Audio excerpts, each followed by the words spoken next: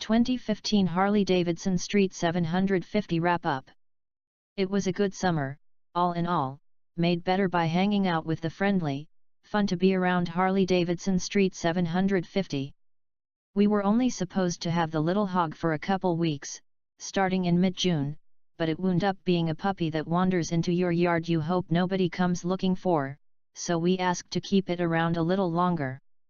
It's supposed to be an entry-level/beginner bike, and my 20-year-old son liked it so much he went and got his motorcycle license, something no other bike at the compound had gotten him to do. The street even got him to do a little work for MO, which nobody and no other thing has ever been able to accomplish.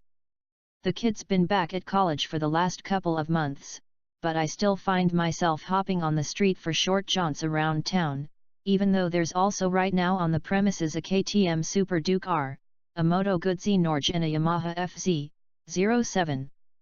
It's hard to believe the 505-pound street is 102 pounds heavier than the FZ07. Even so, the street's long lowness and easy riding nature make it almost as nice to ride and as relaxing as my couch. Both the Super Duke and the FZ07 require more involvement.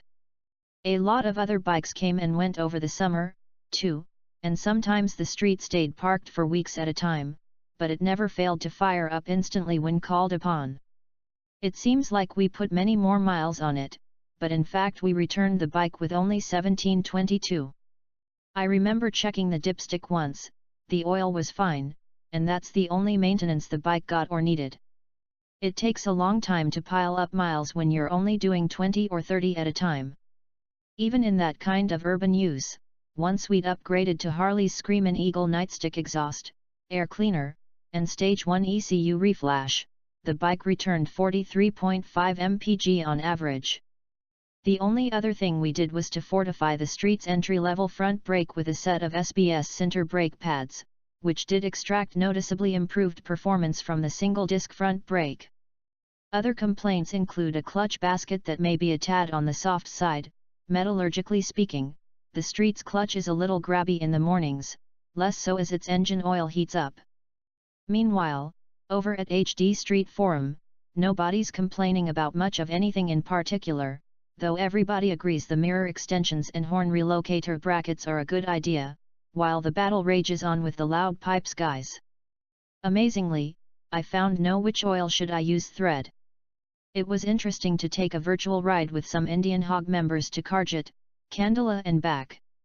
Why Harley didn't build the street 10 years ago is a worthy question, since there's really nothing about it that's close to cutting-edge technology. According to the motor company's third quarter report, it sold 73,217 motorcycles over the 3-month period, up from 70,517 motorcycles sold in the same period last year. In Q2, Harley stated its plan was to ship between 7,000 to 10,000 street motorcycles worldwide in 2014, and our Harley person hints about 7,000 of those are inside the US. So not bad for a bike that didn't make it into showrooms until well into summer. It seems the street is pulling its share of the load. Suddenly, though, there's a lot more competition in the $7,000 range, including Yamaha's sportier FZ07 and now Kawasaki's cruiser-esque little Vulcan S, and who knows what they're up to at Indian and EBR. None of those have the famous bar and shield on the gas tank, which has always been a wide enough moat up till now.